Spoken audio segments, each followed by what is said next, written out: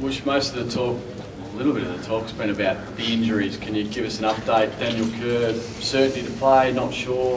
Where's he at?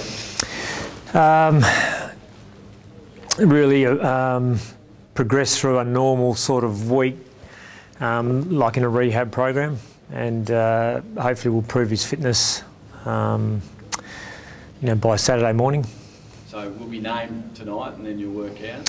Yeah, at this stage we're confident he'll be fit, but he has to get through all that stuff. So Saturday morning is when he put the full stop, whether he plays or not? Yep. And Andrew? Same, yeah.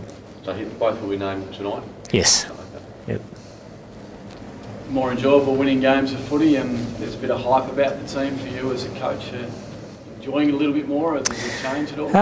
No, I'm pretty privileged to have the opportunity to coach in the AFL. So I've enjoyed my 10 years coaching, 9 and a bit years. But yeah, we're here to do the best job we can, and our supporters want us to show consistency of effort, and I think they've been pleased with that this year, and therefore they've been rewarded with some more wins. Everyone says the players are playing better, obviously, which they are. Are you coaching? Do you feel like you're coaching better, or is it just the scoreline makes you look better, or do you actually feel like you're making the right moves, or how do you feel you're going? Brilliant moves. Yeah, players are no good. It's just coaching. Do you get some satisfaction though? Last year you said, stick with these players, we will over time become finals contenders and premiership contenders.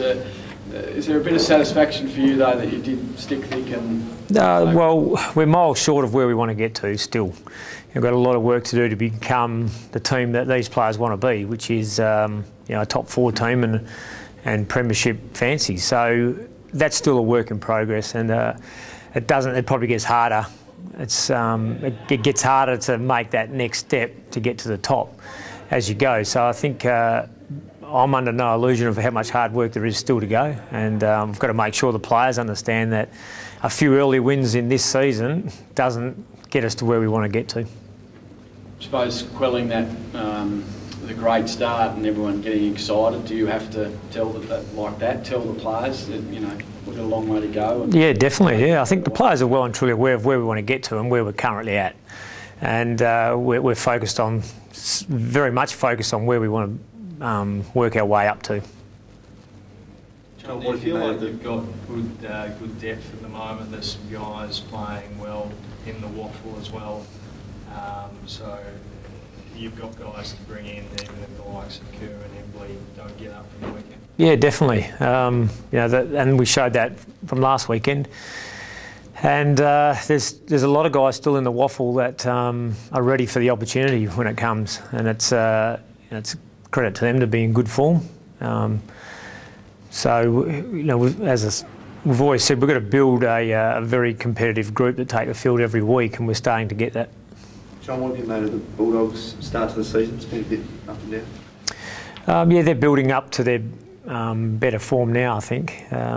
They started a bit scratchy, but they have certainly still got the talent within their list, and for whatever reason, their scratchy start, they've overcome that, and they're back playing good footy. It seems, John, that the side's become very good at strangling the opposition. A lot of people have praised your defensive pressure, I guess, so you are keeping opposition to low scores, and that seems part of your successful game plan this year.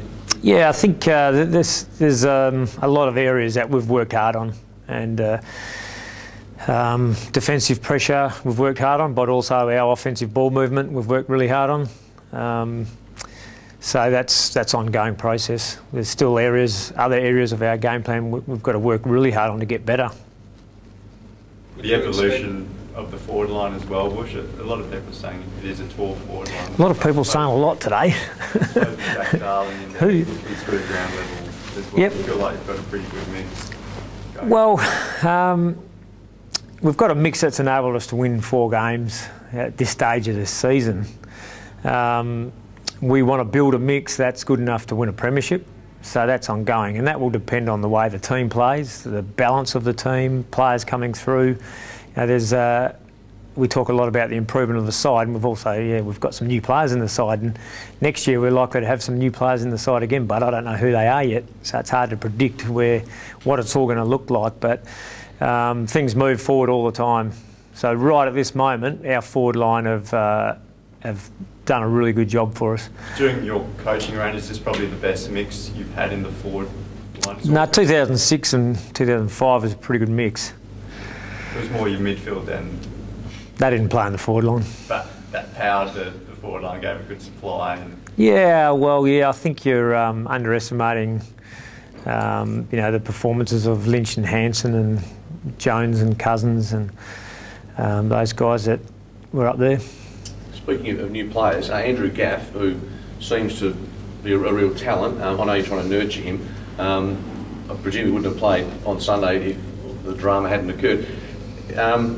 Why aren't you playing him more? That's the bottom line. He seems like he's ready not just to be a sub, but is it tempting to, or is it hard to hold him back? He must be desperately keen. Yeah, it's every kid that gets drafted is desperately keen to play. They all believe that they're ready to play and ready to help teams win. And it's our job as a match committee to then sift through everyone's expectations and pick a team that we think is going to perform the best for this footy club every week. Andrew's obviously going to be an extremely talented player for a long period of time for this footy club, but he hasn't forced Embley or Rosa off a wing position yet, and he hasn't forced Pritis out of the midfield yet. His aim is to do that. Will Gaff's selection this week sort of depend on the Embley curve sort of injuries, or would it be more a case that you want him to get a sort of full game in the waffle just to get his loading up this week? Yeah, we've got that issue to look at. Where it gets hard is that we've got to look at a team with both those players in, or potentially with only one or neither of them in it. And Andrew Gaff individually, regardless of that, we do look at what's the best development process for him, but again with a view to picking our best team this week. John, would you expect Barry Hall and Sean Higgins to play, and do you think you've got pretty good matchups for them down back? Yeah, we'll be comfortable with our matchups. And in terms of whether they play or not, no, I'm waiting to see on when the squad's released. I'm not sure if you can ask this, Woosha, yet, but the advantage rule, which is causing a bit of confusion, certainly amongst supporters and maybe players, have you come to a conclusion as to go back to the old system, or you're comfortable with the way it is at the moment? From what I've seen, I don't think the players in a lot of situations know if they've got the advantage or not, as in, should I take it or should I stop? And it seems to be by the time they actually take one step, the advantage is called, and they then haven't got the ability to say, well, no, that's not really an advantage. So my gut feel is that we questioned, I think we changed it because we felt the umpires were under too much scrutiny to try and get it right, but they did a better job than the players are doing in terms of knowing if there was an advantage or not. So you'd be happy to go back to the previous? I'd be happy to go back to it, yeah.